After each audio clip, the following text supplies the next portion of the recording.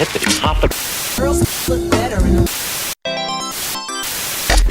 little hippity hoppity row. Well, suddenly. Out of all the RPGs or even games in general that I've played, I can't really think of many that really match the genuine wonder and excitement of Undertale. I remember my time playing through the game, and I don't think I could do the emotions I felt back then justice with just words. Undertale's themes of both the power of your choices and the determination you need to make these choices are portrayed almost perfectly throughout the game. It really felt like the choices you made truly mattered in the world, whether it was the important decision of choosing to spare or slaughter everyone, to small things like helping a snowman experience the underground, or helping a little friend get into college. Undertale is full of these kinds of moments, but it does it in a way that isn't superficial or materialistic. In most other games, side quests are usually extra bonuses for extra items or long fetch quests for powered up weapons or armor. But in Undertale, there's a lot more focus on your experience with the interaction, rather than the spoils of it. Usually having the interaction be the reward as a result of the choices you make.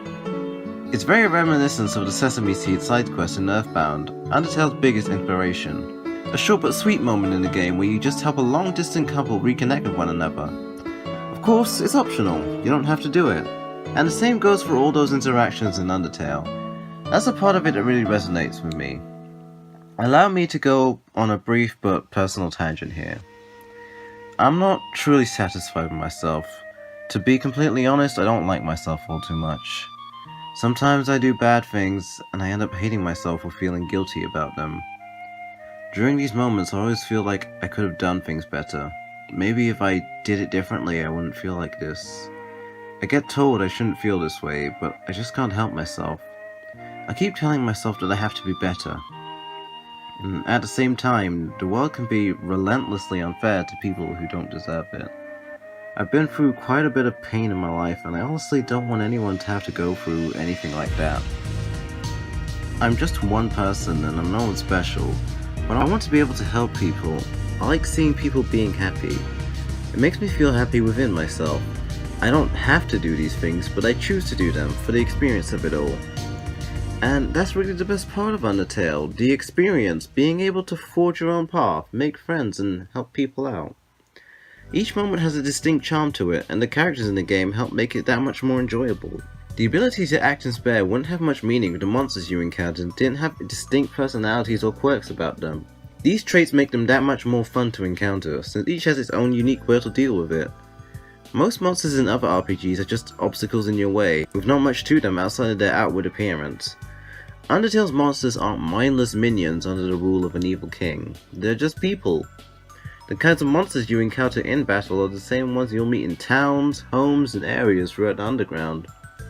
It gives the game a semblance of realism, since you can sympathize with the characters and their stories. The important characters in the story also help add to the game's intrigue and mystery. Even with how exaggerated some of their traits may be, each of them has their own aspirations and character nuances, and many of them have their own secrets and mysteries to be uncovered. There is so much to be discovered and much more we don't know about. The reason I bring all of this up is because I feel Deltarune manages to capture the same distinct feeling of excitement of the unknown, and the same level of mystery as Undertale did before it, perpetuated by Toby Fox's meticulous planning. It's the simple things. The familiar protagonist, old friends, linked mysteries, and Toby Fox's usual masterful subversion of the status quo. See, from the very beginning, Deltarune has us questioning everything. Who are we talking to? What are we doing? And what does this mean? From the start, Deltarune tells us no one can choose who they are in this world. And it feels like they want us to believe this. And they is... There are various changes put in place to emphasize this, most notably the inability to do a genocide run, since enemies run away as soon as they're defeated, and Susie tells you in the beginning before you can say anything to her that your choices don't matter. It's so odd. It seemingly goes against everything Undertale represented, and yet there are so many ways that your journey can be different, with the end result being the same, and many more smaller secrets to uncover. Things like giving Ralsei the ribbon, fighting Jevil, and everyone coming to help you out at the end. They may not affect the outcome, but these changes definitely affect you. The existence of Deltarune just perpetuates that Undertale feeling of emotion, especially with all the linked mysteries between the two. And ultimately, that's the best part of it. Like I said before, I don't think I could really do the feelings of how much Undertale has affected people justice. At least, not by myself. Which is why I've gotten some friends of mine to express some of the things in Undertale and Deltarune that really connected to them. So, let's switch over to them. Deltarune is pretty much just a better and more polished version of Undertale. Better music, better animation, and everything's pretty fucking boppin' in that game. Not to mention the improved fighting system that really does make the game a lot more fun. However, it wouldn't be Undertale without the characters, and the characters in this game are pretty good. Even though only one chapter has come out, you can have a pretty clear idea of who the characters are and what they do and what their motivations are, which is pretty good. Toby Fox certainly does know how to write some good characters that you can care about. The only real negatives I have with the game is the chapter format. I think it's a blech format, and I think it's better to just release the game as one game. But that's just my thoughts, and he can release his game however he likes. Anyways, what do you guys think? Talk about it in the comments. That's pretty much it for me. See ya. I do not like RPG games for their gameplay, let me elaborate. See, I largely enjoy playing video games opposed to watching a movie due to the core component and functionality. Whether it be through an intense brawl against a cunning opponent or a simple karting endeavour, they offer a thrill, a type of adrenaline I can't get from simply watching something already completed for me. On the other hand, a well-crafted movie can tell a rich story through the sense of immersion, but who's to say a video game can't create the same feeling? Well, the truth is, a certain genre is dedicated to this, but boy, the gameplay sucks. Two sides are against each other, and the player gets a variety of moves to pick from, and that's the most of the gameplay. Thing is, in most of these settings, you're bound to take damage because this limited style doesn't often allow you to properly defend yourself. This means the only way to really progress is grinding to gain more health and power, which just means more of pressing the same button. For me personally, this ruins the immersive experience of a story, since I'm just waiting ages watching these emotionless fights to be allowed to progress. Then there's a game like Undertale and Deltarune that has a remedy against this issue. The first part of this system is by having an interactive place for combat. Crazy, right? The box speaks for itself, but I want to let it know it's appreciated and it really makes the game for me.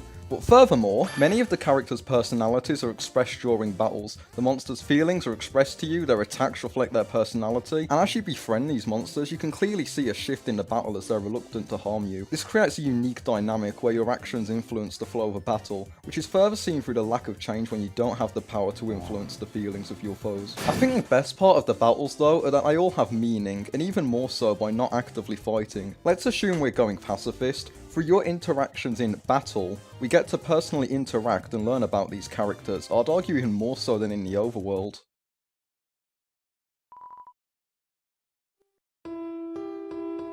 Otherwise, pointless fighting is the only way to stand a chance, where in complete contrast, a game like Undertale doesn't need you to fight to progress at all. From a gameplay perspective, this just really appeals to me, but complementing this from a story perspective, it creates an immersive world you want to care about and feel emotion for. In this sort of world, everything actually matters, and that's something that really resonated with me.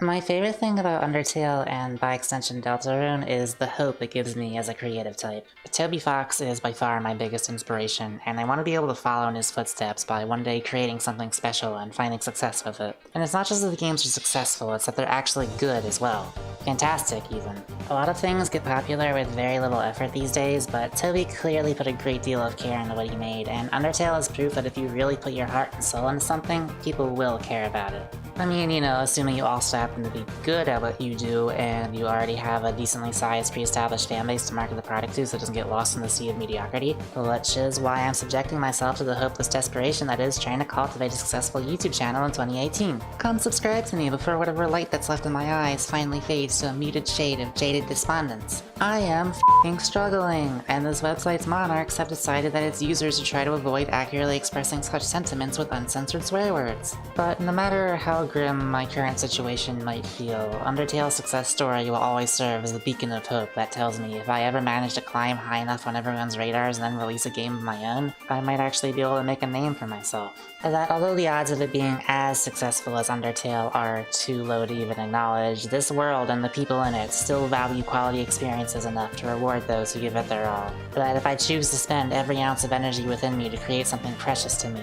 people might just care about it as much as I do once it's released. Here's hoping, at least.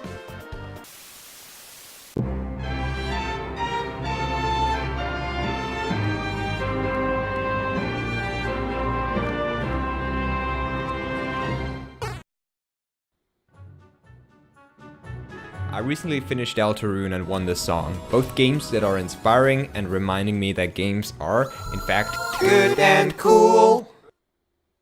They both share their creatively drawn out worlds and characters and allow you as the player to interact with it through gestures of joy, creativity, and thoughtful decision making. A lot can be said about how Deltarune presents its narrative and how moral can be conveyed through gameplay. I think it's just very nice when games let you do good by being creative or kind. It opens up completely new ways of interacting, telling stories, and building tension. It is insanely satisfying to go through Deltarune without ever knowing what to expect because there's just so much fun writing like at every corner. And even if Undertale released like years ago, I still feel that same energy with that. They're just chock full of wit, character, and most importantly, characters. I love all of them. Look, Snaz is back. Let me hug Susie and Lancer. Ah, the ag, as boiled as ever. All I need for a Chris cosplay is to get that sweater. This guy though can stay in freedom. I can do anything. No wait, come back. I'm sure it's partly playing it together with a huge collective of internet folks that made me enjoy it this much, but like, that's great! All the fan art and Easter egg hunts make me feel connected to something, and it makes me want to do things, like Dad, and Dad. I spent like a day making that king round. There it goes. Anyways, in the end, it's also just a lovely game, and I'm as excited for the rest of it as I was while playing Chapter 1. Thank you for tuning into Hideout Radio. Stay healthy and lovely, and on to whatever comes next.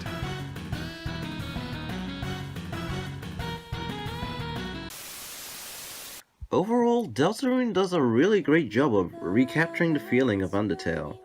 Just that feeling of not knowing anything and being excited. I loved every moment of it and I can't wait for the rest. Also, I love Ralston! Well, hey, the outro is happening. I really just want to give a thank you to Cupnoodledoodle, Bloops, Mako Ray, and Fabian, or Wandmeister, for participating in this video. They really did put like a lot of work into everything they did. So I'm just gonna go through the channels and just recommend some stuff for you all to watch.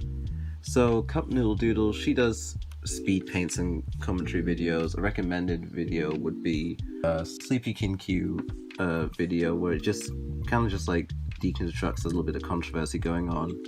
For Bloops, they wanted me to recommend their Bubsy video, and while that is good, I would personally recommend their Crazy Frog Racer video, Ding-a-dang-a-dong. They put a lot of effort into the editing, and I just really wanted to like highlight that, and they're very much deserving of a subscriber. And same goes for the next person, who is Mako Rays. He does mainly music tutorials, and sometimes he does videos where he talks about, well, whatever he really wants to talk about, mainly just like issues he feels are important, and they're very well put together. There's a lot of editing and hard work that goes into it. He also does a lot of his own art and stuff. He also does streams every Monday, Wednesday, and Friday, and I'll link his Twitch channel in the description. And finally, we have Fabian, or Wandmeister, who did that really cool little puppet thing. I didn't expect him to do as much as he actually did. I wasn't expecting the cover or the little puppet. It was so cool. And Fabian's like really cool. I've already mentioned him in one of my videos about the Cubby Reanimated, but he just does a lot of videos that are cool like that. A video he's done recently would be his Hobnautica Caravan video, which was completely animated as a music video, completely animated by himself. So please check that out. And a little extra video that he's done is a little, just like a reference to a Mother 3. It was a little frog in a car video that was really cool too. So yeah, I don't know, I didn't really plan this out, but yeah, just go subscribe to all of these people. They're really cool, and I'm really thankful that they decided to help out with this video. So yeah, that's pretty much it. Just yeah, go subscribe to those people. They're worthy. They're all worthy of being on the people who are better than me tab. And now I'm gonna rest because this video took forever to make. So goodbye.